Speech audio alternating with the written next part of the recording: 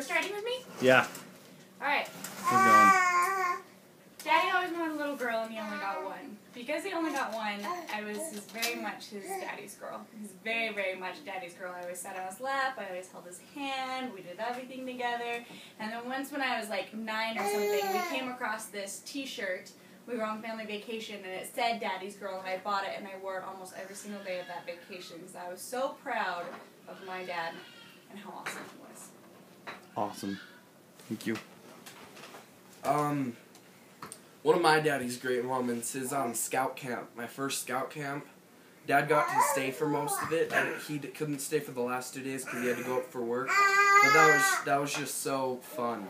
Like, we would just, like, go out to the lake, and he'd just, like, stand on the shore taking pictures of me. Hi, John!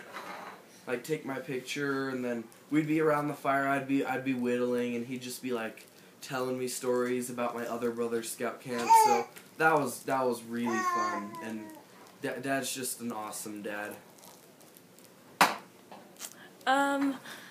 Let's see, I'm trying to decide which one to say, but I guess I'll share. At Aspen Grove last year, he was my friend through all of it because I was really, really pregnant, and he was like my little watching angel and just like always making sure I was okay, and like he'd come in down to the crafts with Dave and me, but he'd always walk along with us and make sure everything was good because he wanted to make sure the grandbabies were okay, and I loved that, having a friend and making sure I was okay the whole time. So. The one that we were talking about just last night that we appreciated was when me and Jess got married. Sorry. When me and Jess were getting married, getting engaged, it was kind of like the entire world combined against us at that time, except for Dad. And so when we would, and we were talking about how grateful we were last night, he was our angel through that time, because whenever it was just overwhelming and everybody had something to say and none of it was something that we wanted to hear, we would go park somewhere in the car and call up Dad and just talk to him, and he was the voice of reason. He was kind, he was laughing, he was fun. He would kind of do a reality check, do the reality check that we needed and wanted from everyone else would come from Dad, and just go, everyone's being weird, and we just appreciated it. And I was so grateful that, like, right when Jess really, for all intents and purposes, was meeting Dad, he was pretty much our one great true ally in marriage, and we were super grateful for that, and still are, because it's paved a way as you know, as him as one of our greatest allies for our entire marriage. So that's been great. Me? Mm-hmm. One of my favorite things about Rolf is his tidiness and his orderliness. Mm-hmm. And I've had a couple experiences. One time was Thanksgiving, and I was chatting to a person at the right, and I turned and my plate was gone, and my cup and all my food, because he had cleaned it up. He thought I must be done. Another time, I left a sweater over here, and we got home, and I said to Tony, we better go back and get that, or Ralph's going to put it away. And I hadn't even gone in the house. We turned around, I came back, and I asked him, I said, did you see a sweater? Because it wasn't in the same place. And he had hung it up in Angie's closet in a matter of 5 minutes. So I just really like that about him. He's always making sure things are in their place, keeping the house orderly. Boy, have we missed that. We're working really hard to make up for all that he did. So, with that, for me, I loved and remembered how we would go down to the hot tub down there, and we'd sit out there for like an hour to an hour and a half, and we'd sit there, and then we'd kick, like, right foot up, and we'd just talk about the world, and I'd rub his right foot, and he'd rub mine. And we talk about everything from Chinese economics to American economics to the family to everything. And then we'd switch legs, and then we'd do the other foot, and we'd be there, and we do that frequently. Just that little, let's go to the hot tub, okay. And then we would just go down there, summer and winter, all the time. I really enjoyed those little conversations and being able to sit out there with them.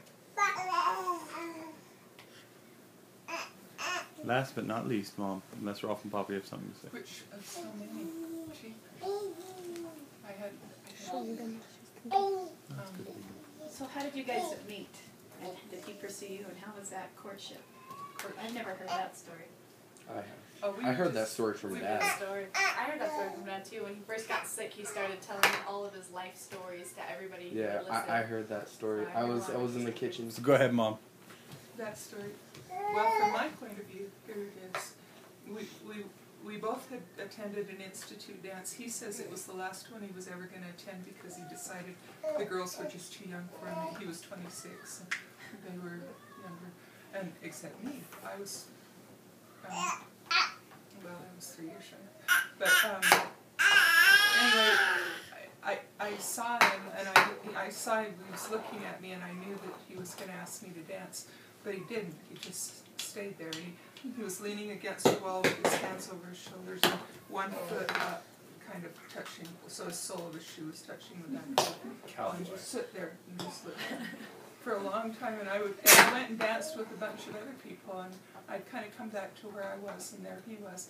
Eventually, he came over and asked me to dance, which I knew he was going to. And then we just we went out in the, it was at the University of Utah, and we went out, we just went out and took a walk around the University of Utah. And when we were crossing the street, I took his hand, and he says he really liked that.